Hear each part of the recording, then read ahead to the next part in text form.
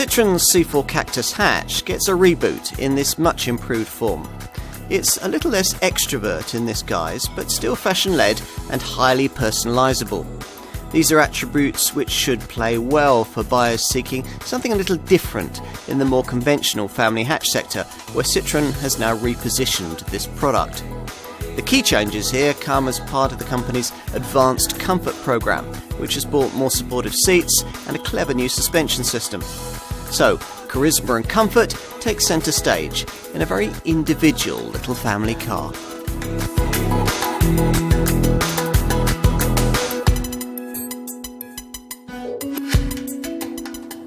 In a market full of family hatchbacks determined to become SUVs, it's rather refreshing to find a product with the opposite perspective. Citroen's C4 Cactus started out in 2014 as the brand's offering to buyers in search of a compact crossover. Now, it's reinvented itself as a more conventional family hatchback, but one with a rather unique perspective on life. If you're at all familiar with the way the Citroen model lineup has developed in recent times, the reason for this change of product emphasis becomes fairly clear.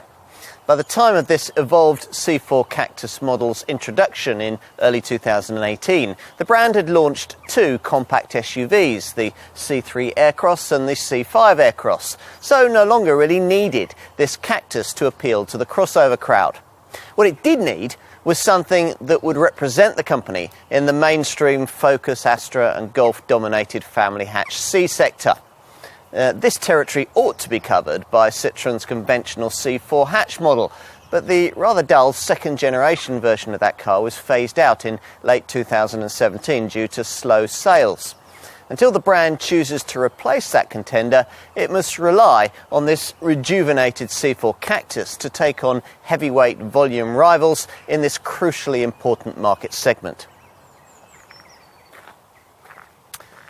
To be able to do that, the cheerful, quirky demeanour that marked out the original Cactus model needed to mature a little.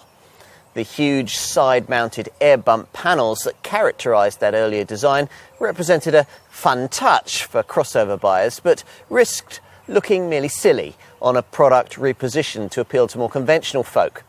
To please these people, the Citroen needed to offer a core attribute with a little more substance, and does. Comfort, the advertising around this car proclaims, is the new cool. Perhaps.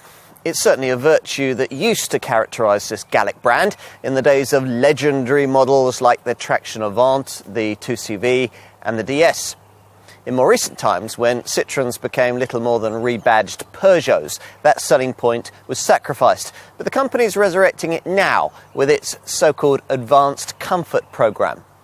In the C4 Cactus, this delivers super supportive advanced comfort seats and a clever new suspension system using what the marque calls progressive hydraulic cushions. There's also a smarter, more spacious feeling cabin, extensive personalisation opportunities, much improved safety provision and the option of an extra, more powerful PureTech 130 petrol engine at the top of the range. Sounds promising. Let's put this car to the test.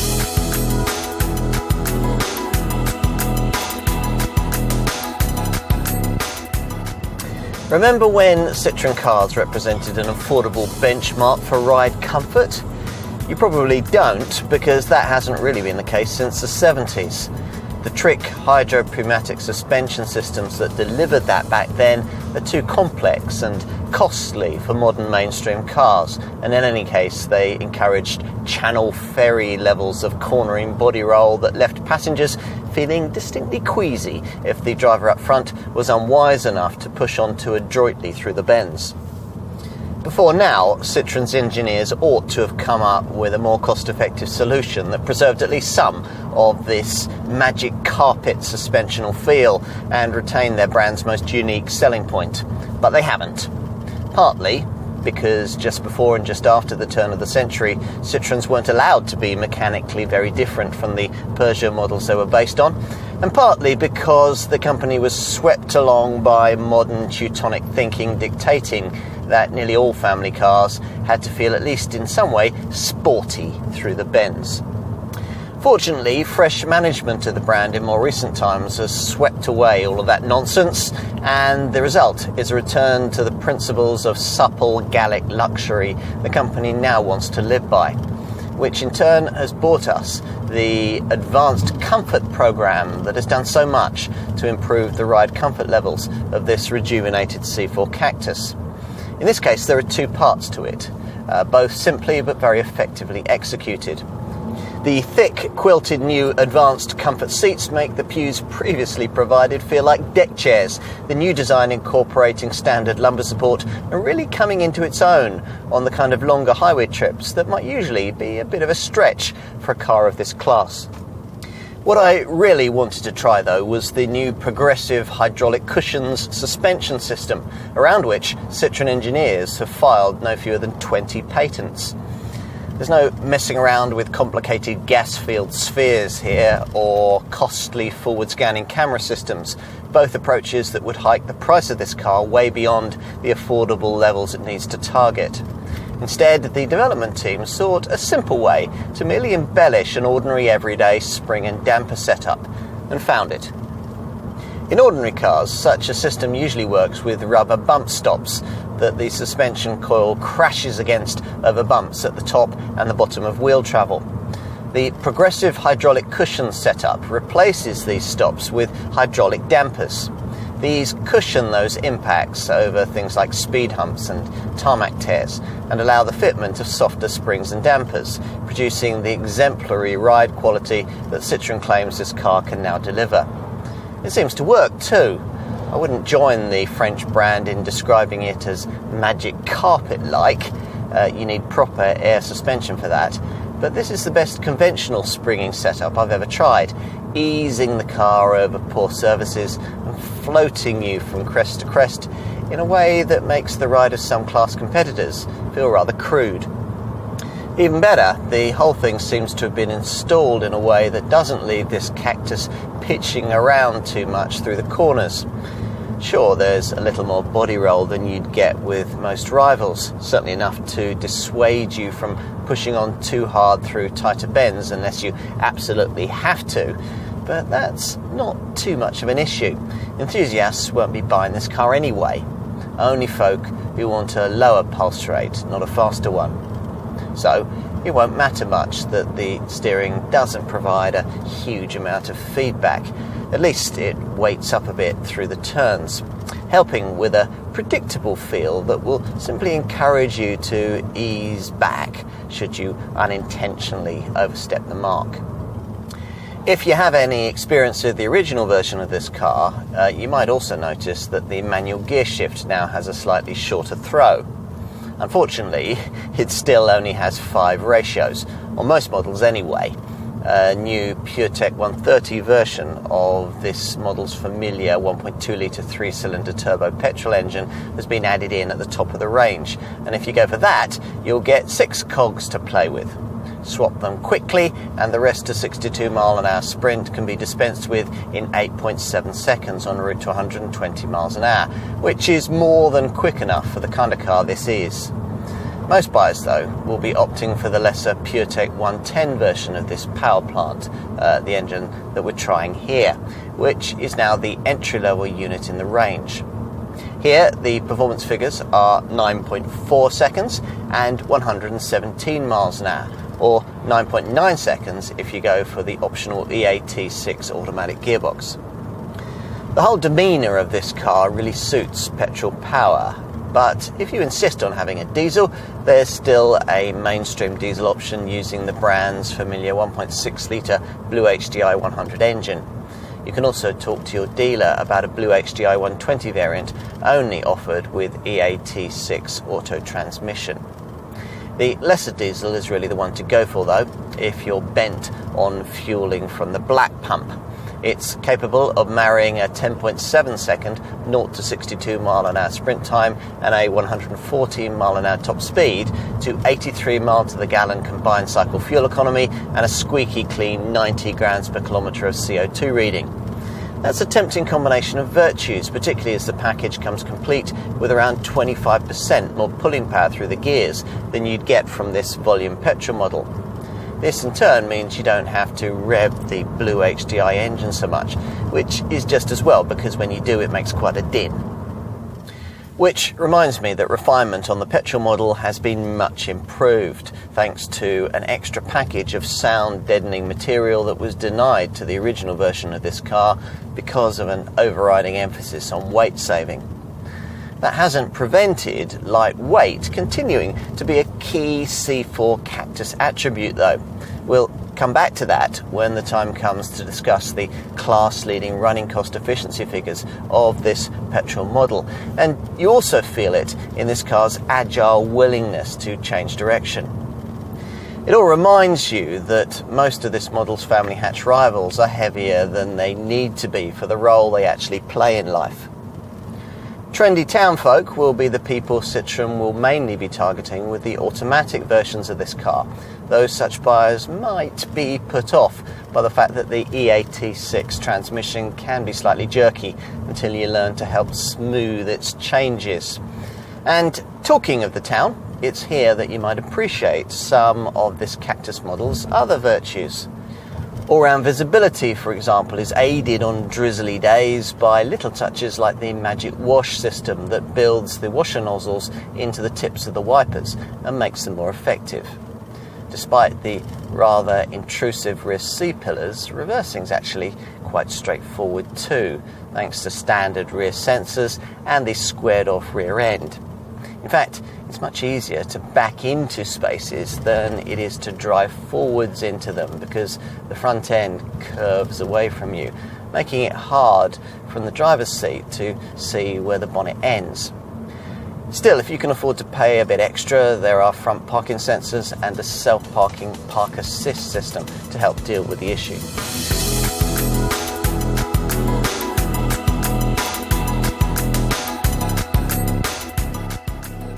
Rarely has a car been so characterised by a single styling feature as was the original version of this model. At its launch in 2014, the so-called air bump panels slathered over its sides like slabs of dairy milk chocolate were all people wanted to talk about. A fun adornment for a wannabe crossover, but an eccentric styling feature that might put people off a car intended to compete in a more conservative market sector, like the family hatch segment in which this evolved C4 Cactus now finds itself. The air bumps haven't disappeared entirely with this revised model, but they've shrunk in size to a point where people will probably no longer notice them, and also to a point where they can no longer properly perform their original stated purpose, a defence mechanism from everyday dents and dings caused to your side panels by things like supermarket trolleys or somebody else's car door. The truth is, though, that the air bump panels were always really a fashion accessory, something that people would notice as you drove by. To try and mollify those disappointed by their relegation to a mere lower side sill adornment, Citroen offers the chance to embellish the leading edge of the new panel with chrome, black, white, or as in this case, red trim. As before, gloss black pillars give a floating roof effect, and there's a distinctive flowing rear C-pillar with Cactus branding. And a little bit of the old model's SUV demeanour remains, thanks to the retention of these black plastic extended wheel arches, which house alloy rims of either 16 or 17 inches in size. We've got 17 inches here. There are more signs of maturity at the front, which now has the look of a proper car, rather than an overgrown Tonka toy. As before, there's a two-tier lighting signature, but now the upper daytime running light strip flows into the kind of broad Citroen signature grille that features on other models in the company's range. The headlamps just below are also redesigned and are now set in gloss black surrounds for extra contrast and depth. These flank a chrome-trimmed centre intake. And just to remind us that this Cactus hasn't lost its sense of fun, the same exterior colour packs that allow you to brighten up the air bump panels would also extend your chosen colour around the fog lamp bezels. The rear is even more different. The cheap black plastic that used to cover most of the tailgate is gone. This kind of cladding now used more stylishly to give the chunkier rear bumper more of a crossover demeanour. As before, the tail lamps feature an appealing 3D design, but they're now LED lit and much wider, accentuating the width of the car. The stuff you can't see, though, remains much as before, which means that this model continues to ride on the rather elderly underpinnings of an old second-generation Citroen C3 dating back to 2009. That's not a very weighty platform, though, and this combines together with sophisticated engine structures, a body shell fashioned from special high-yield strength steel, and weight-saving touches like an aluminium bonnet and a plastic tailgate to create a feather-light curb weight that's up to 25% lower than some competitors. That's a huge difference.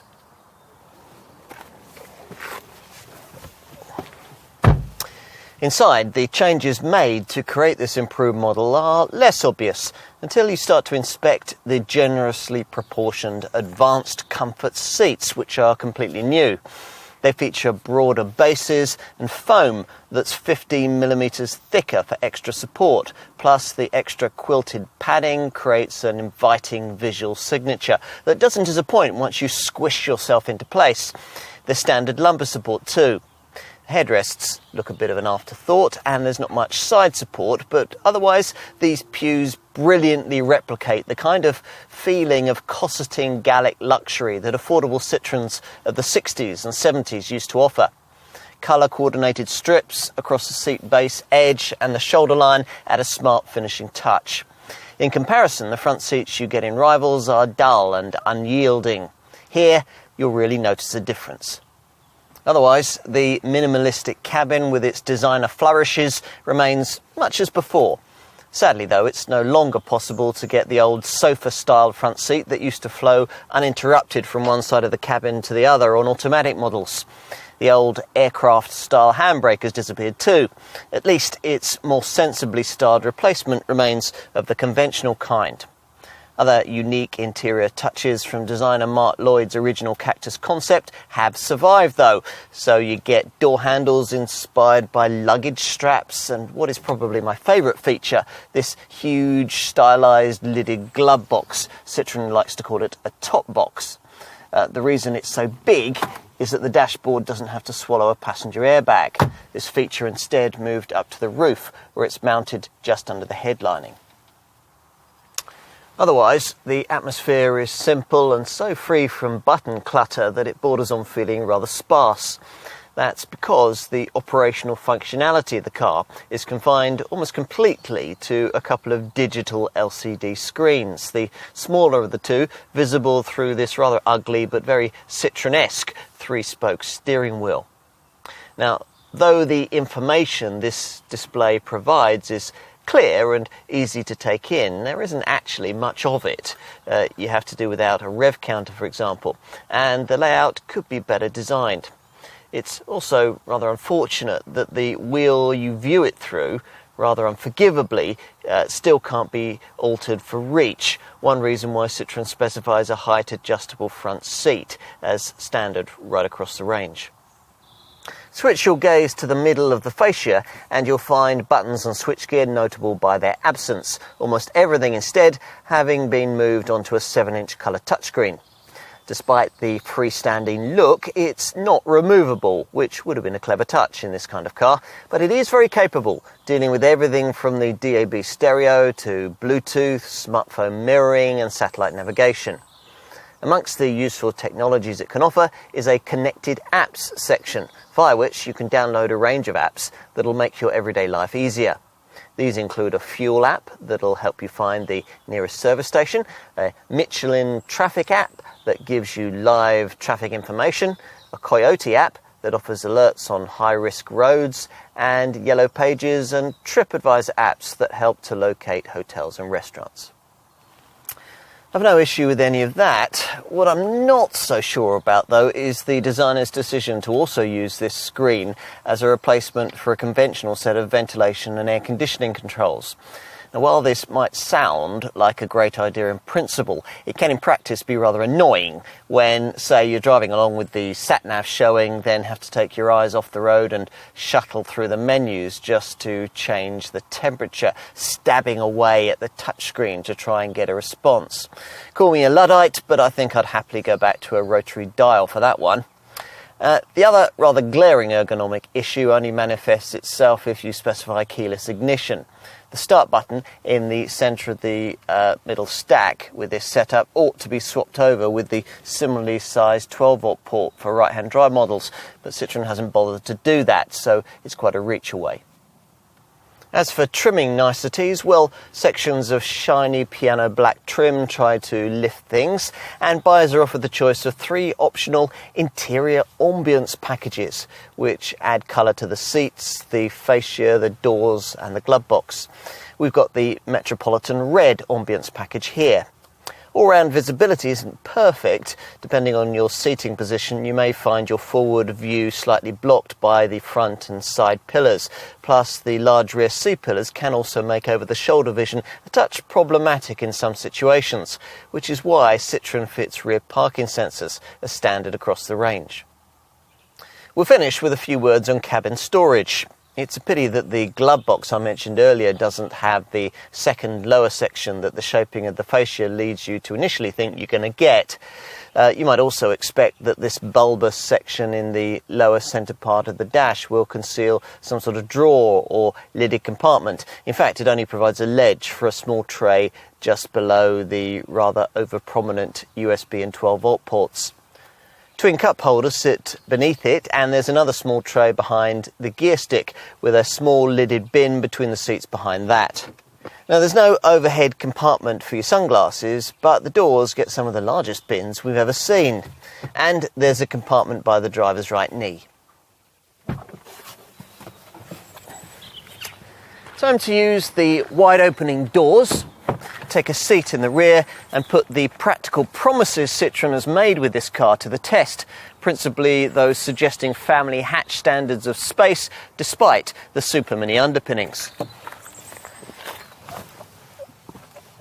In terms of legroom, this model delivers on those claims thanks to a platform that's been stretched so as to provide a class-competitive wheelbase length. The designers have also done their best to make this revised model feel a little more spacious than its predecessor, resculpting the door panels to increase elbow room and hollowing out the front seat backs to increase knee space. Headroom's not bad either, even if you go for a top model fitted with this full-length panoramic roof, an option that floods the cabin with light. That's helped by the fact that this glass top doesn't need a blind, thanks to its Category 4 protection from UV rays. We've not come across rear door pockets bigger than those fitted here. They're actually upper and lower bins in each door. Plus, you get seatback pockets and a useful indented channel for smaller items within reaching distance in the parcel shelf behind. But there is a problem. Citroen hasn't sorted out proper wind-up windows for these rear doors, which means that this Cactus continues to be stuck with these pop-out side glass panels. Younger folk in particular may not like this at all. The brand says that these hinged flaps are there to save weight. Cynics say they're there to save cost. At least you'll be able to fit 3 children across this rear bench thanks to the relatively low centre transmission tunnel. A trio of adults, though, will need to be on very friendly terms. Time to take a look in the boot. The plastic tailgate's super light, and when you raise it, you'll find the same 358-litre capacity that was on offer before. That's a fraction less than you'd get with most rivals, but the difference shouldn't be too significant for most buyers. The lower part of the hatch opening isn't very wide, and the loading lip is quite high, which might make lumping larger items in a little tricky. But the cargo area itself is deep, straight-walled and untroubled by the kind of suspension turret intrusion you find with some rivals. There's no 12-volt socket, but you do get a bag hook and 4 tie-down points. We're pleased to find 2 key practical changes here that have been made with the revised version of this car. In its original form, this model was the only C-segment contender we could think of, which didn't offer a split folding rear backrest. Back in 2014, Citroen's explanation for this was that the deletion of this feature saved 6 kilograms of weight, which was as feeble an excuse for cost saving as we've heard in some time. This time round, a proper 60-40 split makes an appearance, and equally welcome is the brand's decision to include a space-saver spare wheel beneath the cargo area base across the range. If they'd gone further and added in an adjustable height boot floor, it would have been even better. You really notice the lack of this feature when you push forward the rear backrest and have to deal with the big step up created by the folded seat. The area that opens up isn't very flat either, nor can it be extended with the option of a fold flat front passenger seat. Still, at 1,170 litres in size, it should be sufficiently big for the needs of most owners.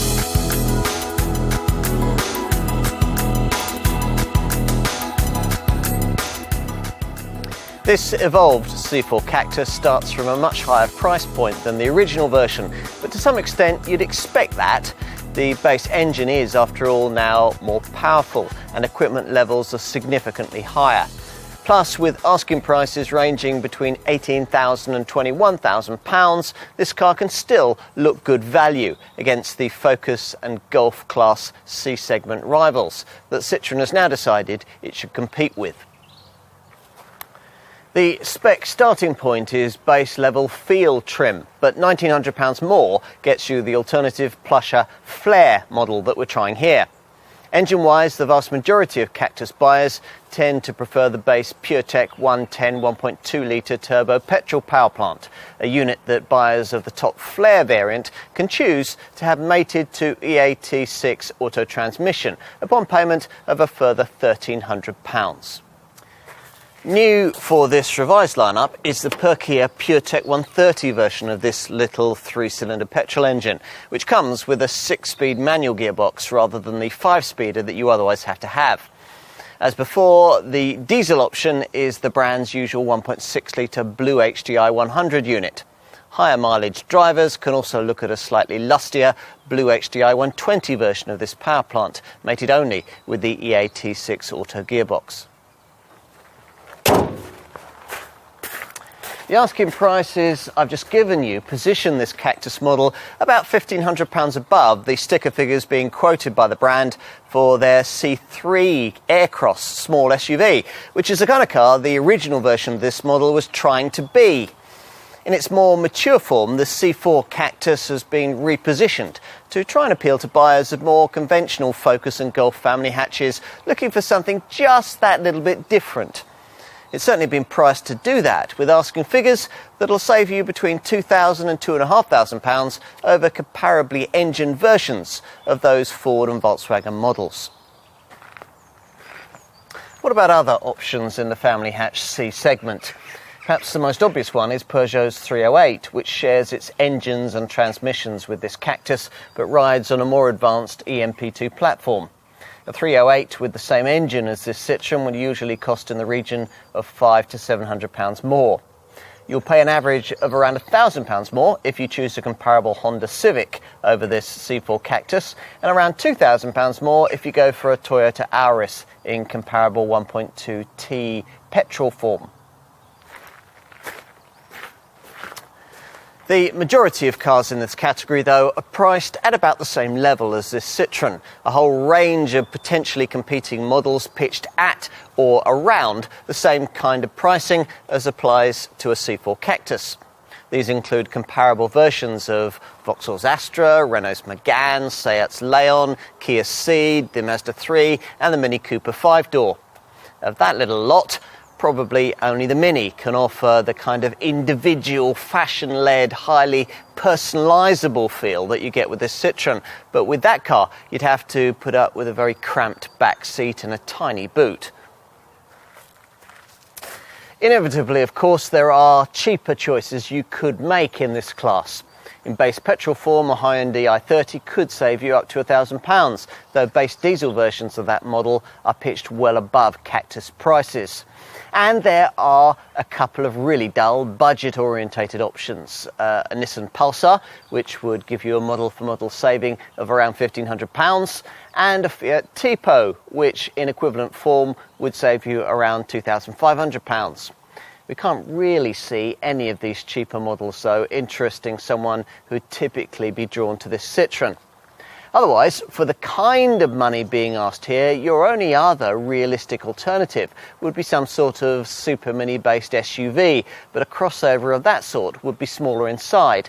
And anyway, as we said earlier, that market category is these days more specifically targeted by Citroen's C3 Aircross model. If, having considered all of this, you conclude that it is this Citroen that you really want, then you're going to need to know just how strong this car's value proposition is when it comes to standard spec. The answer is that most of what you'd expect comes included, even entry-level feel variants, getting 16-inch alloy wheels, LED daytime running lights, LED 3D effect rear tail lamps, front fog lights with a cornering function, rear parking sensors, an alarm, and the space-saver spare wheel that many rivals make you do without. Plus, the progressive hydraulic cushions suspension setup is fitted to all models for what Citroen calls a magic carpet feel over bumpy surfaces. Inside, there are super supportive, height-adjustable, advanced comfort front seats with lumbar support, a rare feature to find on a base spec model. There's also air conditioning, powered heated mirrors, an acoustic windscreen, and cruise control with a speed limiter to preserve your license through roadworks or in urban areas. There are clever touches too, like the Magic Wash system that builds washer nozzles into the tips of the wipers to better clean the screen.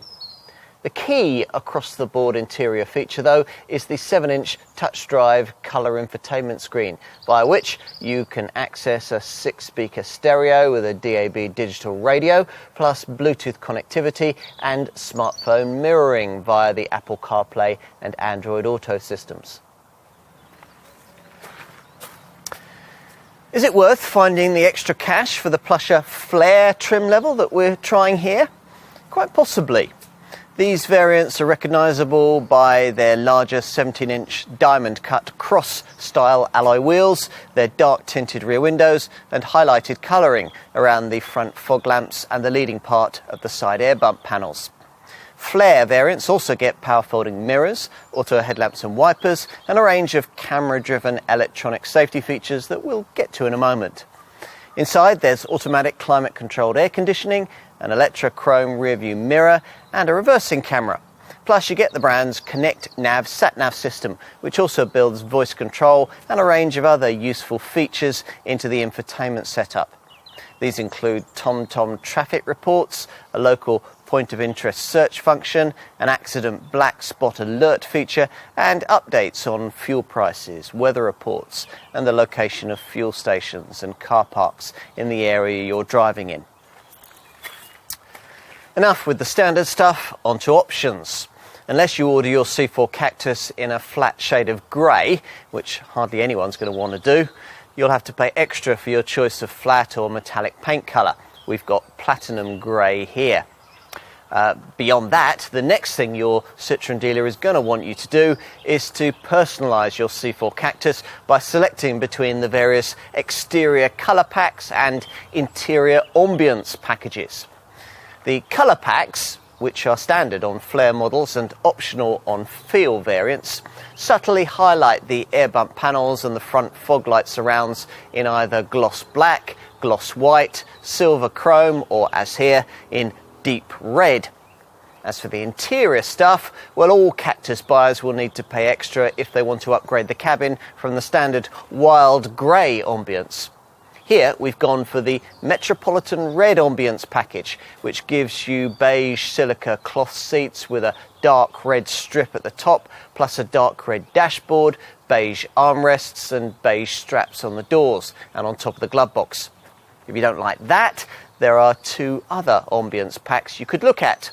Hype Red is the same as the Metropolitan package, but embellishes it with sumptuous beige Napa leather seats with a dark red Alcantara strip at the top. Alternatively, if you're not so keen on red, there's a Hype Grey ambience option that includes part leather upholstery with a black grained finish matched to a grey interior theme. And beyond that, well, a little ironically, given this car's switch away from SUV status, it actually has a little more slippery surface potential than it did before. Or at least it will have if you pay extra for the optional grip control system that gives the front wheels extra traction in slippery conditions. Here, we've also got the optional Smart Access Pack that gives you a keyless entry and start setup. And some owners will want to look at things like front parking sensors, gloss black roof bars, and on flare models, a black finish for the 17-inch cross alloy wheels. A park assist system is also available to steer you into spaces. Bear in mind that many of the flare spec features, the Connect nav system, the panoramic roof, the auto air conditioning, the reversing camera, the auto headlamps and wipers, and those larger wheels, are available as individual extras with base field trim if you'd rather pick and choose between individual features yourself. On to safety stuff. All Cactus buyers can of course expect the basics, things like ISOFIX child seat fastenings, tyre pressure monitoring, and all the usual electronic assistance for braking, traction and stability control. Plus there's Hill Start Assist, which stops the car from drifting backwards on uphill junctions. You also get twin front, side and curtain airbags, and in this tally, the design of the front passenger airbag is especially interesting. This item mounted in the roof rather than in its usual position springing out from the dashboard. When inflated, the bag completely fills the area between the windscreen and the occupant, acting as a better restraint than a normal front airbag ever could. That's all well and good, but family hatch buyers are these days increasingly expecting cars in this class to come with at least a smattering of the latest camera-driven safety technology. This improved C4 Cactus can offer this, but only in its top-spec flare guise. You can't even add the camera features in as options if you go for a base feel model, which is disappointing, particularly as some of the cutting-edge features in question do come as standard on every version of Citroen's smaller, cheaper C3 Aircross SUV. Now, there are 5 main camera elements in the Flare model safety package, but the most important one is Citroen's autonomous braking system. The brand calls it Active Safety Brake. This is one of those autonomous braking setups that scans the road ahead as you drive for potential collision hazards. If one is detected, you'll be warned. If you don't respond or aren't able to, the brakes will automatically be applied to decrease the severity of any resulting accident. As for the other 4 camera safety features, well, I'll run you through them. The first of these, the lane departure warning system, alerts you if at over 37 miles an hour the car starts wandering over lane delineating lines. Then there's a coffee break alert feature that reminds you to take a break on long journeys. It kicks in once you've been driving for 2 hours at speeds of above 43 miles an hour. We also like the standard road speed sign recognition and recommendation feature that pictures speed signs as you pass and displays them on the dash. The recorded figures can then easily be set into the standard cruise control speed limiter, meaning that, in theory at least, you need never be zapped by a speed camera ever again. There's also a driver attention alert system that checks your driving reactions for signs of drowsiness. What else? Well, Flare models also come as standard with Citroen's Connect Box emergency and assistance system. In the event of an accident, this will automatically summon the emergency services, telling them your exact GPS location. Fortunately, this potentially life-saving feature can be specified as an option on a base feel spec model. Across the range, there's also the option of a blind spot monitoring system, which is there to alert you via a door mirror light if at speed you're about to dangerously pull out in front of another vehicle.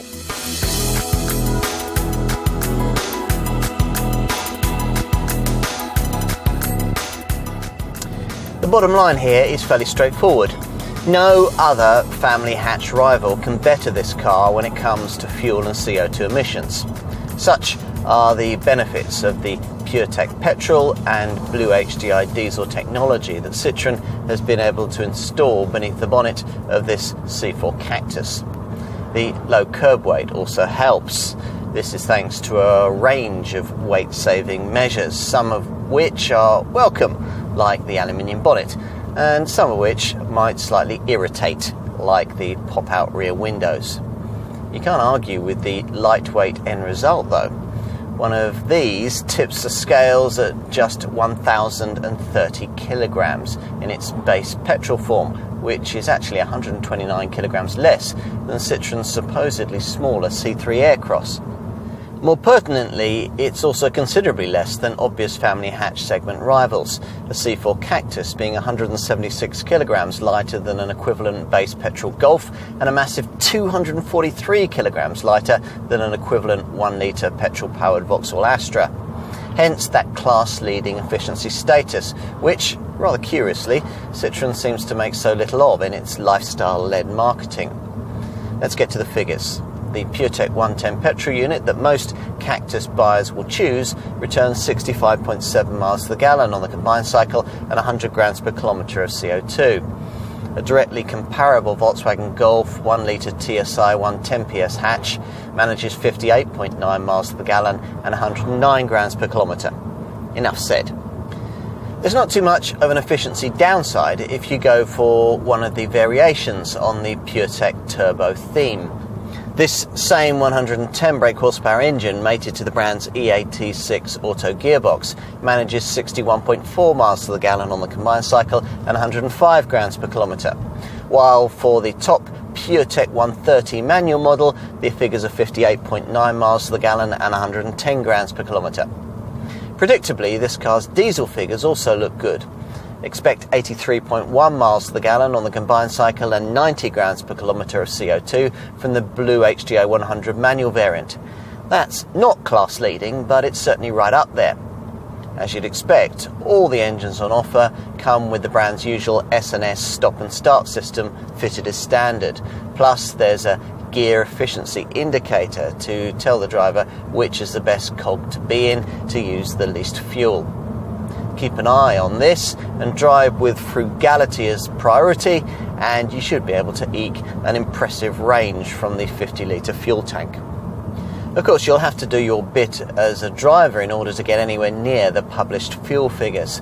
To help you, the centre dash infotainment screen's trip computer section gives you readouts for current fuel consumption and remaining range.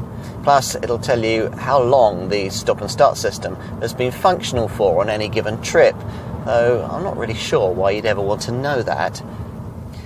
Enough on engine efficiency. What about other financial considerations?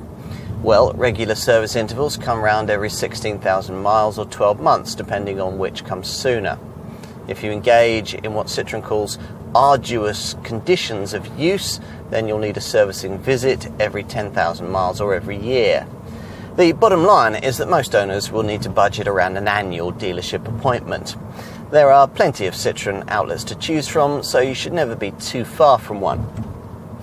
So you can budget ahead. The French maker offers its Citroen maintenance scheme that lets you pay either a one-off fee or monthly instalments to cover the cost of the routine upkeep of your car for as long as 3 years and 35,000 miles.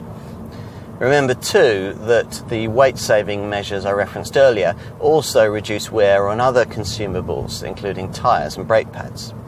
Every C4 Cactus comes with a 3-year and 60,000 mile warranty.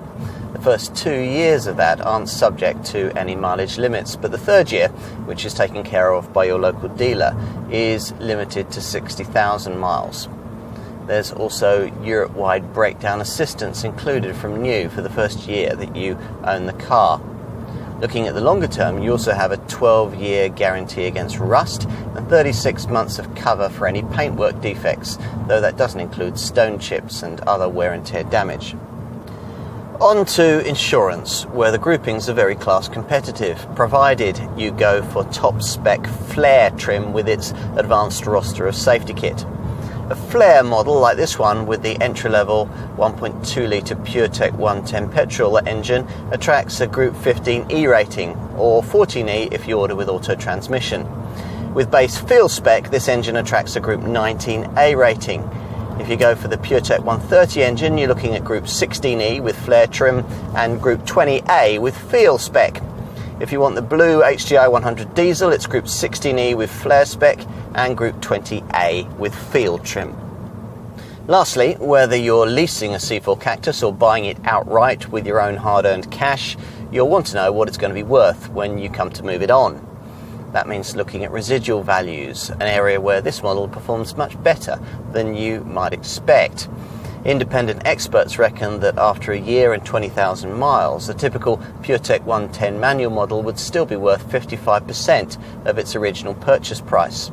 After 2 years and 40,000 miles, the prediction is that it'll still be worth 41% of its original purchase price. That's very class competitive.